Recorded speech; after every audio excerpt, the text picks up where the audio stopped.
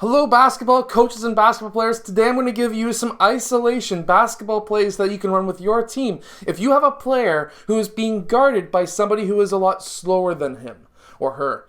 So basically, let's get down to the clipboard. Let's check out these basketball plays. I hope that they help your team win more games. So in this first play, what we're going to try and do is have player 5 isolated in the low post, but also create a secondary option of a three-point shot in that spot right there.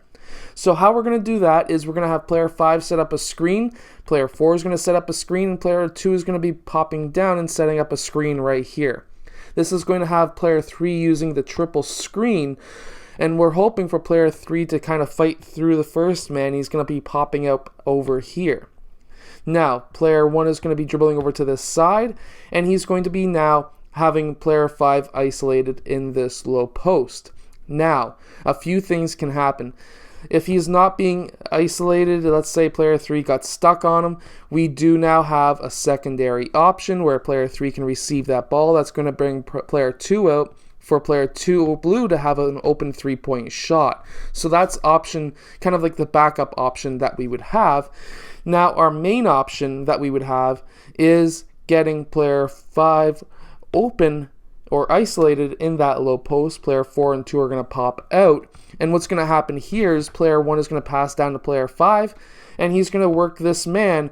One dribble low post basketball moves are the best, in my opinion, and he's going to go and attack that rim. Now in this next play, what we're going to have is player 2 is going to be swinging along the baseline, and player 3 is going to be setting up a double screen. Now player 2 is going to be fighting through, and what we're hoping for is player 2 to get through and to get open on this wing. Now he could take that shot. That's totally an option. However, after this has happened, we're going to have now player 5 cutting up or rolling off across the key, because now he could be open in this high post. If not, he's going to be clearing out. And then we're going to be having player 3. This is usually, player 3 red is actually usually basically a help defender. He usually switches off. So now we've got possibly a slower player on player 2, and player 3 is going to be popping out to this side.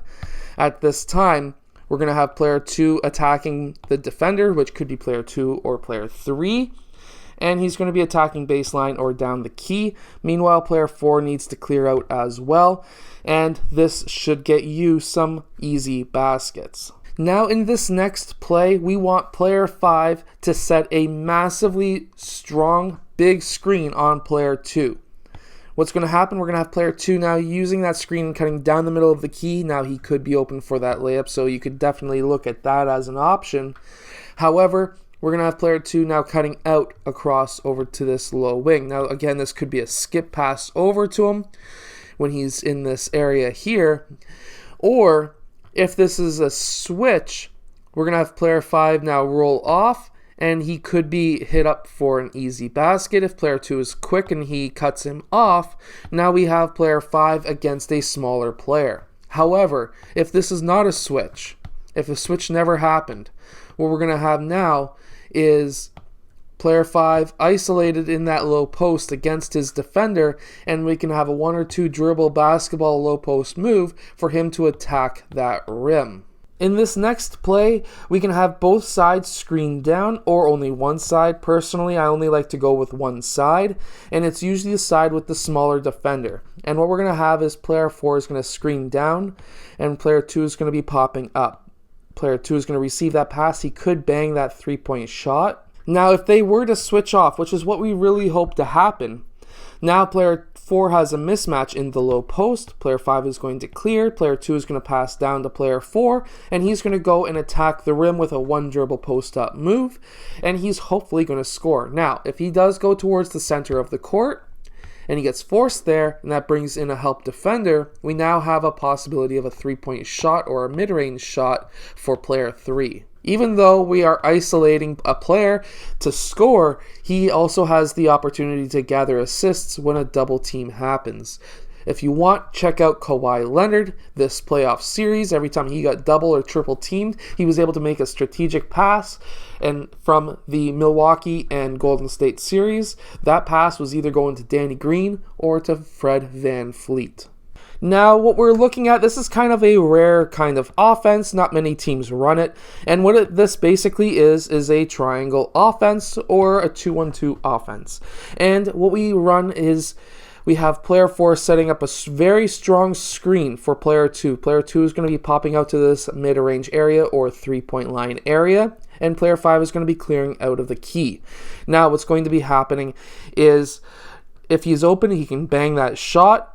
But a lot of the times, we're going to have player 4 switching off. Now, even if he doesn't switch off and player 2 is able to get through, this is still an isolation to score on his man.